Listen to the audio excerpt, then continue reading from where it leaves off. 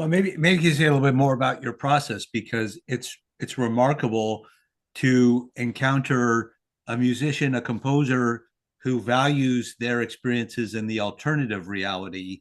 Like your dream states are valuable to you. And I know it's common in creativity, all manner of inspiration comes to the artist, right?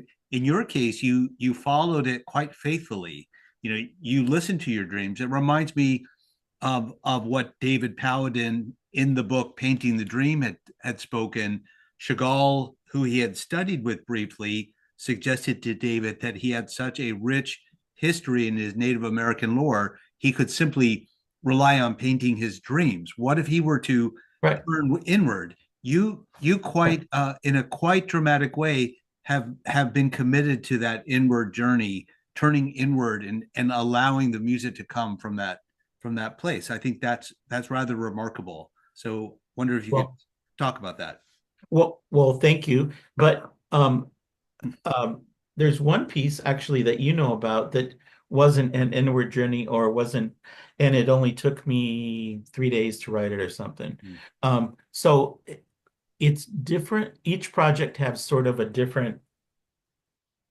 Uh, the piece I'm thinking about is the Souvenirs de Bienne, which is the little 5-minute piano piece for Violette. Um, but that piece is in kind of old style, and so I wasn't inventing anything. I was just trying to write something that Violette would like. So that one was just I actually wrote it on the airplane coming back from Switzerland and in the airports because I had music paper with me, so I was scribbling the whole time. Um, but the pieces that are more, but you're absolutely right about the pieces that are more complicated or more involved. All of those have some sort of spirit connection with them. Oh, did you want me to, now I'm lost. What should I tell No, you? I'm thinking about, and you're right, and I love Souvenir de Bienne. That is such an elegant piece, and to hear your method of composing that was quite different. But Sonata Chethlahe, for example, the work with Paladin came to you from your dream state, and you've been kind of faithful to following that. So I think that makes you rather unique. Um, I'm sure there are other musicians, although I can't name them, who will rely on that source in addition to their other methods of composition. So I did was curious about that for you. Well, I can name one other one that I know of. I'm sure there are more, but I know one other one. Um, and it's not with dreams, I don't think, but Stravinsky, who I was absolutely, I still love him. I love, when I was a kid, I loved Stravinsky, mostly because it pissed all of my relatives off. And I would put it on really loud because I wanted to hear him yell. That was exciting. But uh, Stravinsky said to somebody, I think that a rite of spring was given to him. Um, and I don't know if it was a dream or if he was doodling on the paper and all of a sudden, ding, the light bulbs went off and he got it. But that was what I heard about that piece, that was given to him. And that's an amazing piece. And boy, did people, do you know the story? What happened with that? Oh, there were protests and Oh my God, you're my hero. yeah, Yes. Well, it's and quite revolutionary. well, I think it was 1913, and do you know what Walked out. Stravinsky had to do to keep from being beaten up or what? Do you know what he did? No. He crawled out the bathroom window, I think. Oh wow. This was in Paris, and people were like really They're pissed off. really angry. Yeah. So yeah, yeah. So he climbed out the bathroom window and thought, "F this! I'm going for coffee or whatever." And he just took off. He just got the F out of there. And um, so uh, in talking with Kurt, and I don't know if I should mention. Anyway, I'll just leave it at Kurt, or my friend Kurt. Um, uh, Kurt always says if I write something and people are really pissed off, that's a great sign. He says you're really onto something if they're angry. And I said, well, this stuff must be really good then because they're very angry. And so That's great. I don't know. I can't tell. I mean, it, there's so many kinds of music, and everybody likes something different, and Right. that's the way it should be. Right. And who knows? Yeah. But I love music, and I like working on stuff. So Yeah. So we're just trying to follow your journey and some pieces that you're fond of that you want to tell us a little bit about the story behind the piece. Are there other pieces that come to mind? You want? you want me to pick other ones that people Yeah, are pissed about? sure. Okay. Okay, the next probably I'm looking at one that no one's mad about because no one's done it yet, but its time will come. I don't have much music actually because I just feel like I want to mention. I think it's strange for and because I have the piece picked out, but I just want to say I think it's strange for musicians to think of how can Mark think he's a composer now? He used to play violin for years and years and years. But what people don't understand is I was writing from the time I was five, but all of that music from the time of 5 years old up to into my 20s, it, it it's all thrown away because it was terrible. It was really, I'm not being modest, it was absolutely terrible, and there wasn't any reason for anybody to play it.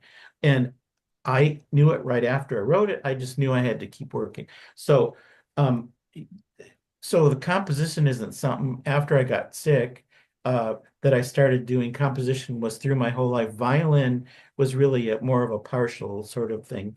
Anyway, the next piece I wanted to mention was those, those innocent little Schumann pieces. Well, you like them, and there's several people that do like them, but I got screamed at, I mean, in at least one situation by uh, I mean, they're not popular with always with musicians. Some musicians like them, but there's other musicians that want to kill me dead because they worship, they worship old composers. And old composers, Brian, there are these things in boxes called rules, and you should always play someone's music a certain way. And if you ever play it some other way or do anything else with it, you deserve to die. I mean, it's just their classical musicians get very apoplectic about. And so when I was asked to by someone at Yale to do a transcription of six Schumann Lieder, but I think that poor innocent person, I feel sorry for him. I think he thought what he was asking me was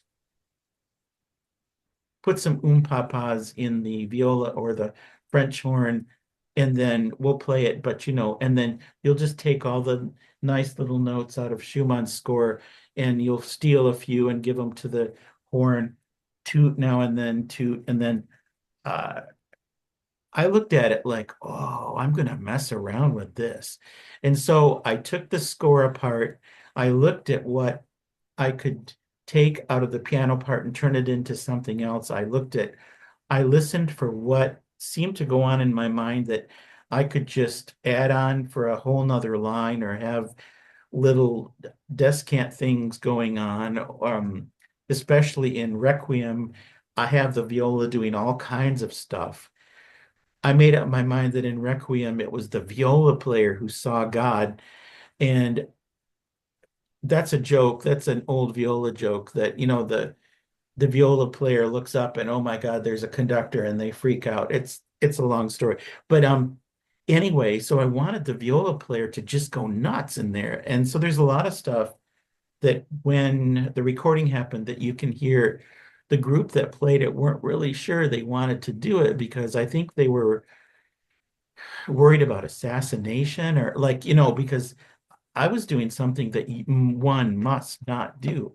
So that's one of those things in classical music that you can't, that's a forbidden. And I just kind of thought, oh, the F with the forbidden thing. I don't care. I don't, a lot of what I do with classical music is like, like that. I don't care if anybody's upset. If I feel like it's fun, I'm going to play with it. Screw it. Yeah. So I played with it.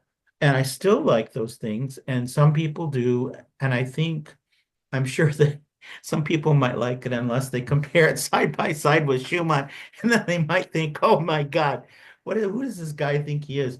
But if you know, that's fine. If they don't want to do them, don't do them. I was even told those are from 1991. I was even told at that period that I had ruined Schumann, and I thought that was amazing because I felt so powerful. You know, like wow, Wow, you have. ruined Schumann. He's one of my favorite composers, and I ruined him. But what I said to the person who said I ruined him is, look, bitch, you can play, you can go back and play the real Schumann anytime you want. You don't have to play my piece. Just don't play it. And so that's what I still say to anybody who gets upset. And there have been since that point a couple people that have been upset. Just say, just close your eyes, forget it exists. The other one was a Schubert piece that I don't know. I've never been happy with it. I might go back and keep working on it. But that was one in one of its previous incarnations. Uh, it was played in Spain, and one of the violin players held up his bow and said, um, "Why are we doing this?" And the conductor said, "Excuse me?" And the violin player said, "I mean to say, this is bad." You know, and like, and I thought maybe he was gonna call for a strike with the orchestra or something. But that was another case where someone knew the piece and they wanted to stick up for Schubert because here Schubert was, the poor guy got syphilis and then he died. And what was Mark doing? He was screwing around with his music. Mark deserves to be beaten up. Like, you know, so, and again, I don't care. I I don't hate the music. I love the music, but what I wanted to do with Schubert and Schumann is make Schumann a great trio instead of a great duo. To make it a great trio, I had to do something with Pick it it. up a little bit. Yeah, mix it up. And with Schubert, it's a solo piano piece. And oh my God, if you just take a solo piano piece and then try to turn it into a piece for string orchestra, but you don't add any notes, do you realize what kind of like S that's just Yeah. terrible. So Yeah. anyway, So you're kind of a badass of the music world. I think you shake things up in a good way. yeah. Yeah, shake things up in a good way. Is there something you want when people listen to your pieces? They might need a little bit of preparation or not. But would you like us like we're accustomed to a kind of tonality with Western music, Western classical music. Maybe there are some words of wisdom to prepare us to listen to one of your pieces so we can really open up to it, free our minds a little bit. What might you offer if you were to? The very first thing when you said preparation, I thought, what kind of preparation? You know where I won't Yes. go further. So I would say the, maybe the a big blank statement might be get a drink and sit down, anything could happen. Um, maybe I think tonality and what came after tonality, like 12 tone music, is all the same thing. It's composers up through the starting with starting even before Bach. There was a guy, do you know about Gesualdo? No. Okay. There was a guy called Gesualdo, and I don't remember if he's one of the dudes that like murdered his wife or like he was like this. And I don't even know what years he lived. I just love his music though. It's like 1400s, 1500s. This Gesualdo dude was like, thought to be completely nuts. And he would write these pieces and it was like a lot of choral music that I listened to in college. And I don't remember in music theory how they would talk about him. I thought it was fabulous. Like the voices were singing along in this sort of old kind of Monteverdi-ish kind of stuff that's going on. And all of a sudden, these weird ass notes just pop up, and I thought, "Oh, this, oh, yes!" Like I loved it. I thought it was fabulous, and so there were composers that did crazy stuff a long time ago. But what happens is they're just disenfranchised. You don't want, oh my God, don't sing Oh my God, don't sing Gesualdo. He's evil, he's forbidden. We should not be, there's always suppression that's going on. Another guy that's more recent is Charles Ives. My God, don't sing Charles Ives. Don't play Schoenberg. Don't play Baird. Don't play Weber. And there's lots of people, don't. But so when I'm working on music, I try to always look at it two different ways. As a matter of fact, I'm looking at my list, and I think I've done this every single time, actually, even with Schumann and Schubert. Even with Schumann and Schubert, I look at things and I analyze things as I work on stuff in terms of tonal music, and then always look at the sketches in terms of what opportunities are there in this score for atonality to rear its ugly, forbidden head. And so I kind of put those two worlds always together in some way. And sometimes Souvenirs de Bienne, of course, that one is a lot more tonal, and there's almost nothing in there that's naughty. But then when you get to pieces like the Chethlahe pieces, those are mostly all naughty. But then we're dealing with David Paladin, and David Paladin is naughty. So that's where I can be more myself. Um, Schumann, I was naughty very well. That's a, eh, I won't beat a dead horse. Okay, so anyway, I'm always looking at things two different ways. And I really, really like doing that because it encourages me to look at music like a puzzle, like a Rubik's Cube. Like I'm trying to put it together, but what's the right way? Like if I'm making pancakes, should I stir in some chocolate syrup or just put in the milk like I'm supposed to? Um, and many times I'll go back and change my mind over and over again about what the chordal stuff is like, what the harmonic materials are like, or maybe what's happening in terms of form, um, to try to change things around to make it better than it was before. It takes a lot of experimentation before I'm done, and I think, okay, I don't think I could screw around with this anymore and it could get any better. I just might as well stop.